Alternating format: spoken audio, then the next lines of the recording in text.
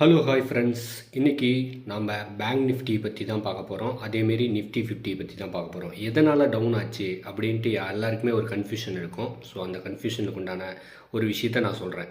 So எதனால் down ஆச்சு அப்படின்னா, நிஃப்டி 50யில் இருக்கிற திவி லேபும் ஹெச்சிஎல் டெக்கும் அந்த இண்டெக்ஸை விட்டு வெளியே போயிடுச்சு. இதுக்கு பதிலாக ட்ரெண்டுங்கிறதும் பெல்லுங்கிறதும் இந்த ரெண்டு கம்பெனியும் உள்ளே வந்துருச்சு. பேங்க் நிஃப்டியில் கனரா பேங்க் உள்ளே வந்துருச்சு, பதான் பேங்க் வெளியே போயிடுச்சு. இந்த ஒரு கரெக்ஷனால தான் இன்றைக்கி இண்டெக்ஸ் வந்து பார்த்திங்கன்னா ஃபுல்லாக கீழே வந்துச்சு 2.5%.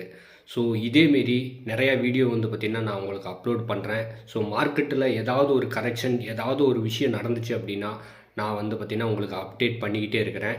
ஸோ எதனால் டவுன் ஆச்சு அப்படின்னா, முழுக்க வந்து பார்த்திங்கன்னா இண்டெக்ஸை மேலே தூக்கி விடுறதே வந்து பார்த்திங்கன்னா இந்த ஸ்டாக்ஸு தான். ஸோ அப்போ அந்த ஸ்டாக்ஸே கரெக்ஷன் ஆச்சு அப்படின்னா கண்டிப்பாக மார்க்கெட்டு கீழே விழுகும். ஸோ